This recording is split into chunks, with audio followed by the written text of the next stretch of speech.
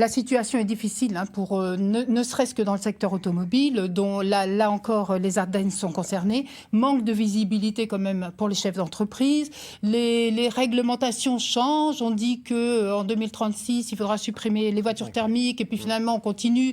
Et puis finalement on ne sait pas entre le diesel, les voitures thermiques, les voitures électriques ce qu'on va faire. C'est très difficile pour les chefs d'entreprise de s'y retrouver alors que ce sont des bassins d'emploi très importants. Par exemple, dans les Ardennes, je pense à Stellantis.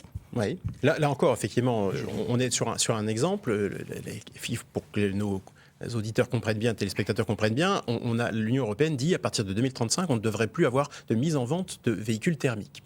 Ça, c'est une condition qui est imposée à tous les acteurs européens de l'automobile et notamment aux acteurs français. Mais c'est une condition qui a été travaillée sans qu'on réfléchisse aux conséquences industrielles de ce choix. Je crois qu'il y a aujourd'hui matière, et d'ailleurs, rien d'autre que le chancelier allemand demande est-ce que cette date soit révisée, soit réexaminée, parce que le sujet, c'est pas simplement d'accomplir une transition écologique en laminant ce qui reste d'industrie automobile sur notre territoire.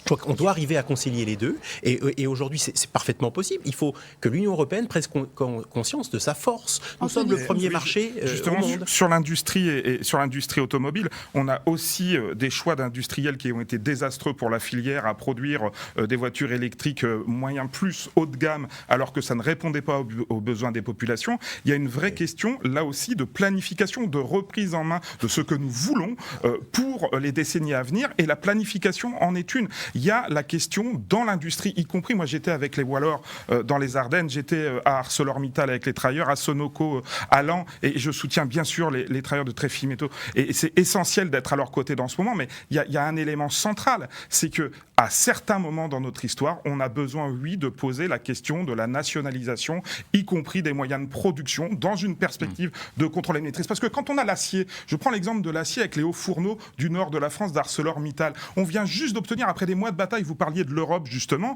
de Monsieur Séjourné, la mise en place de barrières douanières à l'entrée de l'Union sur l'importation d'acier. L'acier, c'est tout. Un pays qui ne maîtrise pas sa filière d'acier ne maîtrise pas les implications en matière évidemment d'armement, mais également dans toute une série de secteurs. Et donc il est déterminant que oui, nous ayons des règles contraignantes, mais par exemple qu'on, là encore, les conditionne à des mesures. Aujourd'hui, on fixe des droits de douane et des droits d'entrée, mais on n'exige pas d'Arcelor de reprendre ses projets de transition environnementale sur le site des hauts fourneaux de Dunkerque, par exemple. La nationalisation est-elle la solution ?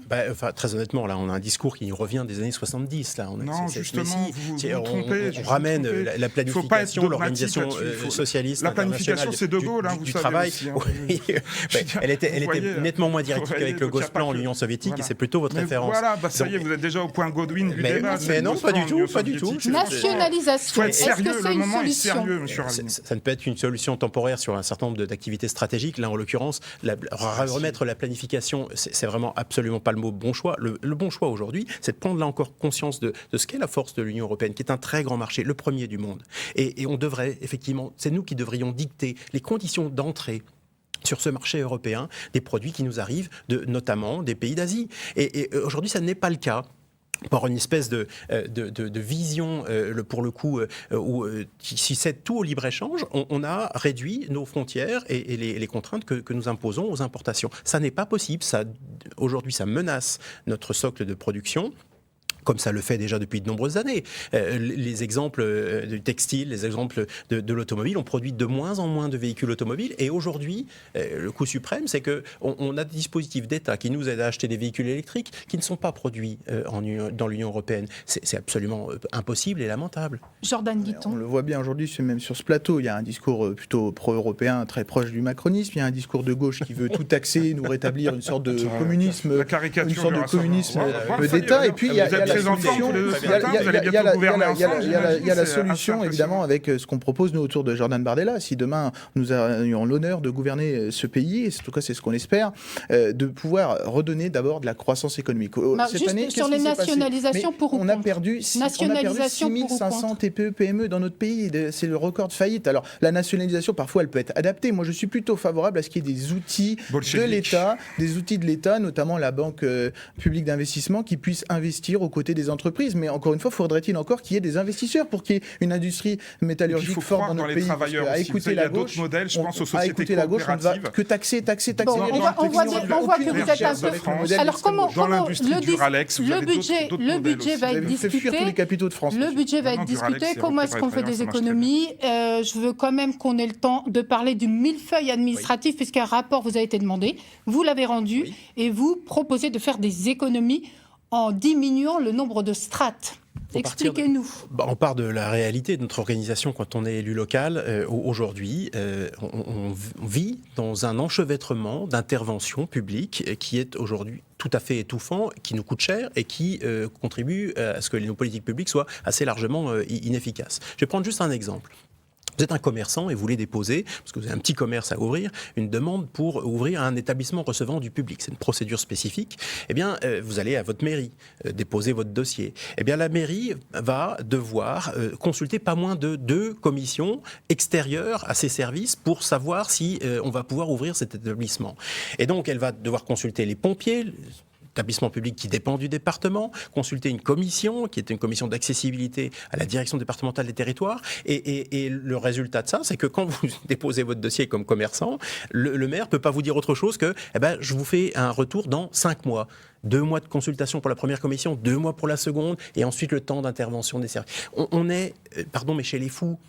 Pourquoi ne faisons-nous pas confiance simplement aux élus locaux, un certain nombre de cas, pour appliquer la réglementation? Il y a une réglementation sur les règles incendie, sur l'accessibilité. Il ne s'agit absolument pas de transiger, mais on pourrait peut-être effectivement faire confiance aux élus qui sont tous les jours sous le contrôle des citoyens et régulièrement tous les 6 ans repassent devant les électeurs. Donc la proposition finalement de réorganisation, de clarification, c'est de dire qu'il faut arriver à faire confiance, je crois, aux élus locaux, pouvoirs locaux. Combien d'économies à la clé?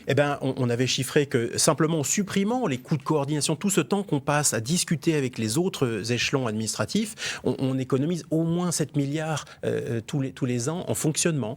Je crois que dans un budget où on en cherche une 40aine, c'est probablement une piste assez sérieuse à considérer. Anthony Smith. De toute façon, il faut toujours écouter les élus locaux. On va rentrer dans un monde campagne électorale locale et il faut écouter ce que les élus locaux ont à dire. Et s'il y a des éléments qui peuvent permettre de mieux fonctionner sans porter atteinte à la sécurité, à la santé des concitoyennes, eh bien, il faut regarder. Mais la question, c'est pas véritablement celle des économies dans le budget, en fait. C'est une fiction. La question, c'est comment nous gagnons des recettes. Comment nous gagnons des recettes nouvelles. Et je vais vous donner 3-4 nouvelles de recettes. 3-4 idées. La fraude fiscale dans le pays, c'est entre 60 et 80 milliards d'euros. Les aides aux entreprises qui ont été déversées dans le pays, c'est, selon le sénateur communiste Fabien Gay, 211 milliards d'euros. Et puis, alors je sais que là, le RN, défenseur des riches, va se mettre en porte-à-faux immédiatement, mais ce qu'on a appelé la taxe Zuckman, ou plus prosaïquement, de dire on prend 2%, déjà 2% à ceux qui vont prendre un jet privé le matin pour aller manger à Rome le midi pour revenir. C'est-à-dire des richesses qu'on imagine. Vous ne connaissez rien à l'économie, monsieur. Rien à l'économie. Vous, c'est la ruine de la France et de notre territoire. 2% de leur richesse. C'est ça d'être patriote aujourd'hui. Et on voit bien de quel côté vous vous situez. Communiste, on est en 2025, il s'agirait un peu de vous réveiller. 2% de quelque chose qu'ils ne dépenseront jamais, ça serait un acte citoyen. Il y a d'ailleurs des grandes fortunes qui sont d'accord. On parle de 1800 simplement contributeurs. Et je pense qu'il faut réfléchir à ça. On voit que ça commence à être entendu dans le pays. C'est important de porter ces mesures-là parce qu'on a la possibilité d'avoir un budget avec beaucoup de recettes supplémentaires. Les Français ne veulent pas moins de services publics. Ils veulent, et les élus locaux le savent, ils veulent pouvoir aller à leur mairie, ils veulent pouvoir être reçus. Jordan Guidon, comment on équilibre le budget, vos propositions au Rassemblement national? Il y a 2 sujets. Il y a à la fois le sujet des normes et à la fois le sujet du train-vie de l'État. Les normes, ça nous fait perdre en moyenne, selon toutes les études, 60 milliards d'euros par an, à la fois à nos chefs d'entreprise, à la fois en prélèvement et en revenus pour l'État. Et le deuxième sujet, c'est le train de vie de l'État. Le train de vie de l'État, lorsqu'on voit le budget là, qui nous est proposé, il augmente encore les dépenses de 28 milliards d'euros. La question, c'est pas de diminuer les dépenses. La question, c'est de mieux dépenser l'argent public. Le problématique de fiscal, elle n'est pas du consentement à l'impôt, elle est du consentement aux dépenses publiques. Quelles dépenses publiques voulons-nous pour notre pays ici? Les Françaises et les Français qui payent des impôts, qui bossent chaque jour, qui contribuent à notre système social, à notre système budgétaire national, payer des impôts pour quelque chose qu'ils auraient l'habitude de se dire, j'ai un bon service public, j'ai des bons retombées sur le terrain, j'ai des bons investissements de la part de ma commune et le train de vie de l'État est exemplaire, alors on se porterait bien. Aujourd'hui, on a 1300 agences autorités qui ont été créées, qui créent des doublons, des triples, donc vous rejoignez, vous rejoignez Boris Ravignon. Il faut faire le ménage dans les strates, dans les puissances publiques. Moi, je vois par exemple quelque chose qui ne fonctionne pas chez nous, c'est la région Grand Est. C'est une grosse strate, une masse qui a un budget de 5 milliards d'euros, les charges de fonctionnement ont explosé. Il n'y a aucune économie qui a été faite sur ces nouvelles régions. Là aussi, sur la simplification et les collectivités territoriales, avoir peut-être un échelon en moins, si vous pouvez s'attaquer à la région, ce serait plutôt une bonne solution. Et enfin, évidemment, retrouver de la croissance économique, parce que demain, si on a de la croissance économique, c'est plus de revenus pour l'État français, évidemment, plus d'emplois sur le territoire et retrouver un cercle vertueux pour notre économie. On est déjà à la fin de l'émission, mais on fait un petit tour de table quand même. Comment vous voyez les semaines qui viennent? Qu'est-ce qui va se passer? Vous êtes député, donc vous serez à l'Assemblée nationale. Évidemment, moi je vais me battre contre le socialisme qui l'a emporté à l'Assemblée nationale avec l'accord des Républicains pour faire en sorte, encore une fois, de défendre les Françaises et les Français. Ils ont été 11 millions à nous faire confiance. On est le premier groupe à l'Assemblée nationale avec Marine Le Pen, nos alliés de l'UDR, Éric Ciotti.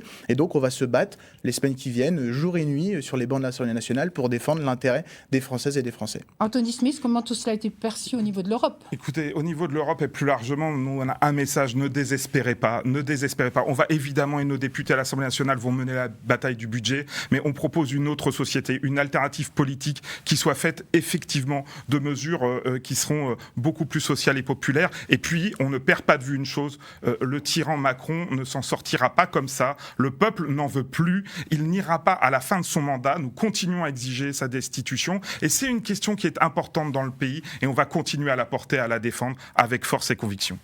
Boris Ravignon. Oui, je crois que les Français ont besoin d'un budget qui permette d'ouvrir les droits et autoriser aussi le prélèvement de l'impôt. C'est un moment démocratique important. Donc moi, je souhaite que sur l'Assemblée nationale descende quand même un tout petit peu de sagesse pour qu'on arrive à donner à notre pays un budget. On en a absolument besoin. Et un peu de stabilité. Et un peu de stabilité et un budget qui repose davantage sur des économies structurelles. Merci à tous les trois d'avoir participé à cette émission que vous pouvez retrouver sur Internet. Merci à toutes les équipes qui ont permis la réalisation de l'émission et bon dimanche à tous et toutes.